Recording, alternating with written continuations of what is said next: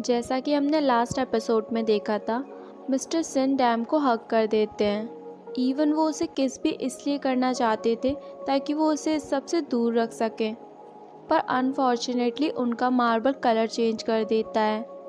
Dam भी घबराकर वहाँ से चली जाती है। नेक्स्ट डे मिस्टर सिन को अपनी फ्रेंड के साथ दिखाया जाता है।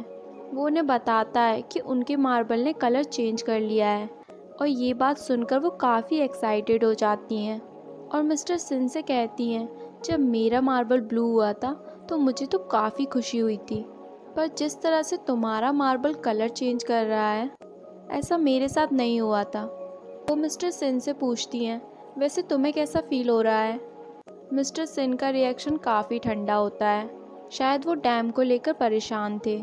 यहाँ डैम भी अपने दोस्तों को कल के इंसिडेंट के बारे में बताती है, पर वो उनसे छुपाती है कि ये उसके साथ नहीं हुआ है। डैम तो घुमा फिरा के उनसे सिर्फ ये पूछना चाहती थी कि किसी की यूँ अचानक हक करने का मतलब क्या होता है। डैम के दोस्त उसे प्यार का नाम देते हैं। डैम कहती है नहीं नहीं, वो एक दूसरे को बिल्कुल पसंद नहीं करते। इस बात पर डैम के फ्रेंड काफ़ी वियर्ड रिएक्शन देते हैं। मेरी फ्रेंड के पास उस लड़के की एक काफ़ी कीमती चीज़ है और इसी वजह से उन दोनों को साथ रहना पड़ रहा है। डैम की फ्रेंड फटाक से कहती है, शी इज़ प्रेग्नेंट। डैम कहती है ऐसा बिल्कुल नहीं है। यहाँ दूसरी तरफ मिस्टर सिन अपनी फ्रेंड से बात कर रहे थे। अब मुझे उस पर नज़र रखनी पड़ेगी। तो कहती है हाँ, वैसे भी वो तुम्हारे लिए काफ़ी स्पेशल है। आखिरकार वही तुम्हें ह्यूमन बनाएगी। Anyways, be good to her as much as you can and do everything you can. Mister सिन को कुछ समझ नहीं आता। वो कहते हैं पर ऐसा क्यों? वो उन्हें कहती हैं, ये मैं अपने एक्सपीरियंस से बता रही हूँ। ह्यूमन सबसे ज़्यादा एनर्जी तभी प्रोड्यूस करते हैं जब वो हैप्पी होते हैं, तो उसे खुश रखने की कोशिश करो। मिस्टर सिन कहते हैं और ऐसा कैसे होगा? वो उन्हें एडवाइस करती है, क्यों ना तुम उस लड़की को डेट करो। वो अपनी फ्रेंड को आंख दिखाकर कहते हैं, व्हाट नॉनसेंस। यहाँ घर आकर डैम भी मिस्टर सिन की क्लास लगा देती है। वो कहती है, क्या आप मुझे डेट करना चाहते हो? आपने मुझे हक क्यों किया था? और अगर नहीं तो आपने मुझे हक क्यों किया था? मिस्टर सिन भी उसे साफ साफ कह देते हैं, पहले मैंने सोचा कि तुम्हें जाने दूं, पर मुझे भी कुछ समझ नहीं आ रहा है। मैं भी जानना चाहता हूँ, बिल्कुल तुम्हारी तरह। डैम भी उनकी फीलिंग को समझ जाती है और कहती है, इट्स ओके, पर आगे से आप ऐसा कुछ भी मत करना जिससे लोगों को मिसअंडरस्टैंडिंग हो। इतना कहकर मिस डैम अपने रूम की तरफ निकल जाती हैं। तभी पीछे से आवाज़ आती है, अगर मैं कहूँ कि ये एक मिसअंडरस्टैंडिंग नहीं थी, और if I say I want to be your boyfriend. डैम की आंखें तो फटी की फटी रह जाती हैं। मिस्टर सिन अपने कैबिन में बैठे होते हैं और बहुत गहराई से सोच रहे होते हैं कि डैम ने उन्हें मना क्यों किया। मैं उसके टाइप का नहीं हूँ, और उन्हें अपनी बात पर पछतावा हो रहा था कि आखिरकार मैंने ये कहा ही क्यों। नेक्स्ट डे कॉलेज में डैम अपनी फ्रेंड से बातें कर रही होती है। तभी शियोन वहाँ आ जाता है और उस ट्रबल के बारे में पूछता है, और डैम उसकी हेल्प के लिए उसे थैंक यू कहती है। जैसे ही उसकी फ्रेंड उसे पूछती है कैसी ट्रबल, दोनों एक दूसरे को देखने लग जाते हैं, क्योंकि ये बताने वाली बात तो थी नहीं। शियोन बात घुमा देता है और डैम की फ्रेंड को इनडायरेक्टली जाने को कहता है। डैम भी उसे अवॉइड करना चाहती थी, पर वो उसे साथ लंच करने को कहता है। वो काफ़ी एक्सक्यूजेस सुनाती है, पर कुछ भी काम नहीं आता। डैम मेन्यू देखती है, वो काफ़ी एक्सपेंसिव रेस्टोरेंट होता है। वो उसे कहती है, सच में मेरे पास पैसे नहीं हैं। वो कहता है, इट्स ओके, वैसे भी मैं तुम्हारे साथ लंच करना चाहता था। पर फिर वही डैम की वो वियर्ड हरकतें चालू हो जाती हैं। शियोन भी फुल प्रिपेयर होकर आया था। आखिर उसने भी अपने दोस्तों से ज्ञान जो लिया था। उन तीनों लड़कों ने बैट लगाई थी कि शियोन डैम को इम्प्रेस कर पाएगा या नहीं, और वो इस शर्त को बिल्कुल भी नहीं हारना चाहता था। वो पूरी मेहनत कर रहा था। वो डैम को कहीं भी अकेला नहीं छोड़ता था। यहाँ मिस्टर सिन अपनी फ्रेंड से कॉल पर बात कर रहे होते हैं और उसे बताते हैं कि किस तरह से डैम ने उन्हें रिजेक्ट कर दिया। वो उसे सॉरी कहती है, उसकी एडवाइस कुछ काम नहीं आई और उसे एम्बैरेस होना पड़ा। वो कहती है शायद उसकी हैप्पीनेस किसी और चीज़ में है। क्या तुमने उसे कभी कोई प्रेजेंट दिया है, जैसे कि कोई ब्यूटीफुल सी ड्रेस, कोई ज्वेलरी? Etcetera etcetera. पर मिस्टर सिन ने इस बार ठान लिया था कि वो उसकी कोई भी एडवाइस नहीं लेंगे और उल्टा उसे ही एम्बैरेस करके फ़ोन रख देते हैं। यहाँ दूसरी तरफ डैम और सियोन को साथ देख उसकी फ्रेंड उससे पूछ ही लेती है, आखिर तुम दोनों के बीच चल क्या रहा है। वो कहती है ऐसा कुछ नहीं है, उसने सिर्फ मुझे साथ खाने के लिए बुलाया था। और तभी सियोन का मैसेज आता है, उसने उसे मूवी देखने के लिए इनवाइट किया था। और तभी डैम की फ्रेंड फ्लैशबैक में चली जाती है और याद करती है कि आज तक डैम किसी को डेट क्यों नहीं कर पाई। और ये सब सुनकर डैम का भी कॉन्फिडेंट बाहर आ जाता है। वो कहती है यस, अब मैं समझ गई हूँ, उसके सामने ऐसा बिहेव करूँगी कि वो मुझे कभी पसंद ही नहीं करेगा। जैसे ही डैम घर आती है, डाइनिंग टेबल पे काफ़ी सारा खाना लगा होता है। वो पूछती है ये सब क्या है। मिस्टर सिन कहते हैं मुझे लगा तुम्हें भूख लगी होगी, इसलिए मैंने ये सब ऑर्डर किया। डैम काफ़ी खुश हो जाती है और फट से चेयर पर बैठ जाती है। वो मिस्टर सिन से एक हेल्प चाहती थी। वो उनके सामने अपनी सारी प्रॉब्लम रख देती है। तो तुम उस लड़के को डिसअपॉइंट करना चाहती हो और ये चाहती हो कि वो तुम्हें फिर से अप्रोच ना करे। वो कहते हैं इसमें मैं तुम्हारी क्या हेल्प कर सकता हूँ। वो मिस्टर सिन को कहती है हम एक टेस्ट डेट पर जाएंगे जहाँ मैं ऐसी हरकतें करूँगी जिससे कोई लड़का मेरी किन हरकतों से इरिटेट हो सकता है। और अगर आपको भी कोई आइडिया है तो आप भी मुझे शेयर कर सकते हो। पहले तो मिस्टर सिन इंटरेस्टेड नहीं लगते, पर जैसे ही डैम कहती है वो लड़का टाइगर ईयर में बॉर्न हुआ है, मिस्टर सिन फट से हाँ कर देते हैं। नेक्स्ट मॉर्निंग जब डैम मिस्टर सिन को देखती है तो वो देखती ही रह जाती है। वो तो बिल्कुल गॉडेस की तरह दिख रहे होते हैं और दोनों डेट के लिए निकल जाते हैं। वहाँ रेस्टोरेंट में डैम वियर्ड से वियर्ड बिहेव करने की कोशिश करती है। मिस्टर सिन उसे काफ़ी गौर से देखते हैं और कहते हैं मुझे लगता है तुम्हें नूडल्स खाने चाहिए। उस दिन जब मैंने तुम्हें नूडल्स खाते हुए देखा था तो तुम इससे भी ज़्यादा वियर्ड लग रही थी। डेट ख़त्म होने के बाद मिस डैम मिस्टर सिन को थैंक यू कहती हैं उसकी इतनी हेल्प करने के लिए और उसे एडवाइस करने के लिए। काफ़ी उदास होकर वॉक कर रही होती है, तभी उसे एक शॉप दिखती है जहाँ सॉफ्ट टॉयज़ होते हैं, पर उन्हें जीतने के लिए तीर निशाने पर लगना चाहिए। डैम तो अपनी सारी होप खो देती है। तभी मिस्टर सिन आर्चरी करने पहुँच जाते हैं। उनके इतने सटीक निशाने देखकर डैम तो पागल हो जाती है और इस तरह डैम को उसके सारे फेवरेट सॉफ्ट टॉय मिल जाते हैं। डैम अपने सॉफ्ट टॉय को लेकर काफ़ी खुश होती है।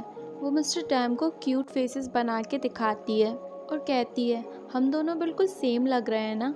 तभी रास्ते में उन दोनों को सियोन देख लेता है और उनके पीछे रेस्टोरेंट में आ जाता है।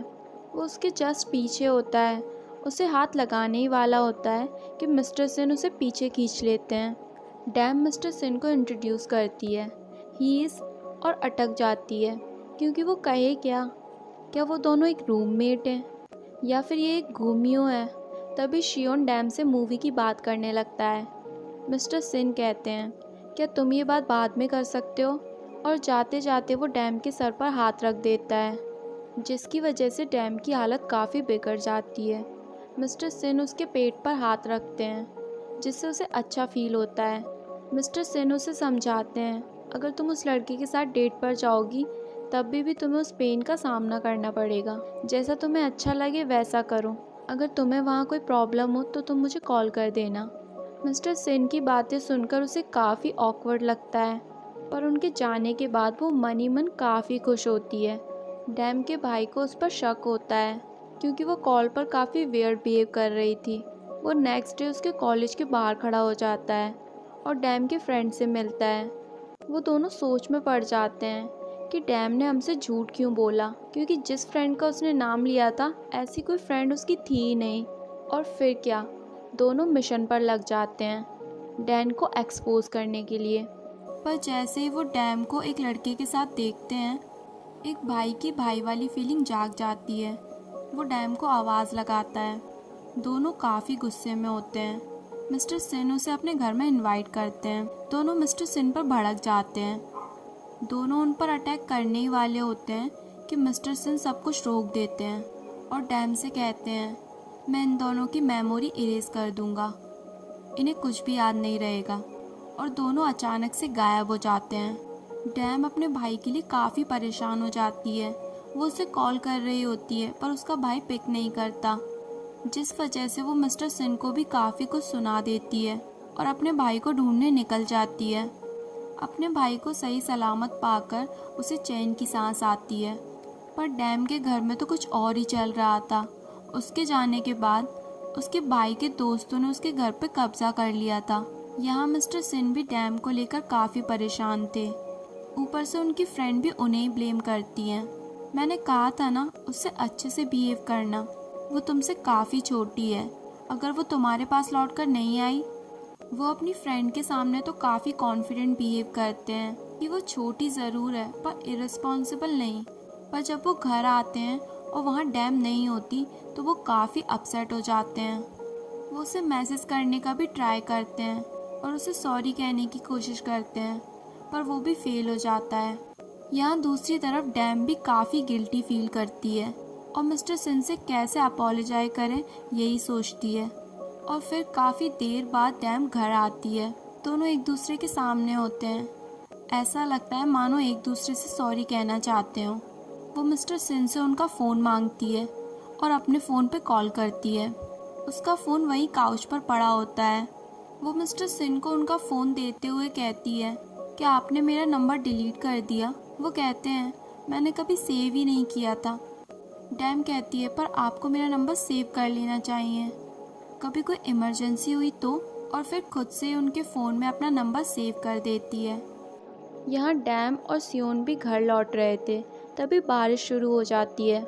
शियोन अपने कार्ड्स लाना भूल गया था और उसके पास इतने पैसे नहीं थे कि वो एक कैब करे।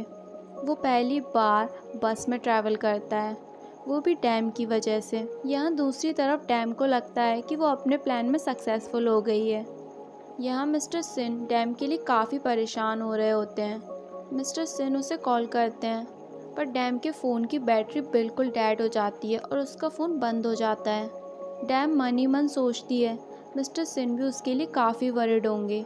वो बिना अम्ब्रेला के बारिश में दौड़ते हुए घर की तरफ जाती है कि तभी उसके सामने अम्ब्रेला लेकर मिस्टर सिन वहाँ आ जाते हैं। उसके चेहरे पे एक बड़ी सी स्माइल आ जाती है। डैम उन्हें कहती है, पर आप यहाँ क्यों आए? मिस्टर सिन कहते हैं, तुमने मेरे कॉल का जवाब नहीं दिया। वो उसकी आंखों में देखते हैं और बड़े प्यार से कहते हैं, अब से हमेशा मेरे कॉल का जवाब देना, चाहे मैं टेक्स्ट ही क्यों ना करूं। और डैम उनकी आंखों में देखती ही रह जाती है। और इसी के साथ हमारा ये एपिसोड यहीं पर ख़त्म हो जाता है। मिस्टर सिन की कॉन्टैक्ट लिस्ट में काफ़ी कम नंबर होते हैं। डैम कहती है, क्या आपके फैमिली मेम्बर नहीं हैं? मिस्टर सिन कहते हैं, क्या तुम्हारा काम हो गया? और अपना फ़ोन लेकर वहाँ से चले जाते हैं। डैम समझ पाती है कि वो कितने अकेले हैं। डैम मिस्टर सिन के पास जाती है और उनसे माफ़ी मांगती है।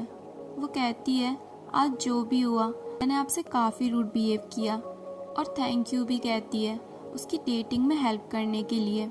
मिस्टर सिन को एक ट्रीट ऑफर करती है। दोनों बाहर रेस्टोरेंट में खाना खाने जाते हैं। डैम डिनर पर एक बार फिर उनसे माफ़ी मांगती है और इस बार मिस्टर सिन भी उससे माफ़ी मांगते हैं और कहते हैं, मुझे ह्यूमंस की तरह ये रिलेशनशिप अंडरस्टैंड करने नहीं आते और मैं धीरे धीरे सीख रहा हूँ। मिस्टर सिन अपने कैबिन में बैठकर डैम के बारे में ही सोचते हैं, क्या मैं ये सब मार्बल की वजह से ही कर रहा हूँ? और यहाँ डैम अपना काम करते करते हॉल में ही सो जाती है। मिस्टर सिन उसे कंबल उड़ा देते हैं और तभी उसके फ़ोन में सियोन का मैसेज आ जाता है, कल की डेट के बारे में मत भूलना। नेक्स्ट डे जब डैम डेट के लिए जा ही रही होती है तो वो वॉल पे लगा एक नोट पढ़ती है जिसमें मिस्टर सिन ने लिखा होता है, अगर तुम्हें मेरी ज़रूरत पड़े तो मुझे कॉल करना। स्माइल करती है और अपनी डेट के लिए निकल जाती है। और यहाँ डैम डेट पर वो सारी वियर्ड हरकतें करती है जिससे कोई भी लड़का परेशान हो जाए। अजीब तरीके से खाना, अजीब तरीके से हंसना, वो उसे काफ़ी वियर्ड फील कराती है। जैसे ही मिस्टर सिन घर आते हैं उनके फ़ोन पर डैम का एक मैसेज आता है कि मैं जल्दी घर आ जाऊंगी और हम दोनों साथ में डिनर करेंगे।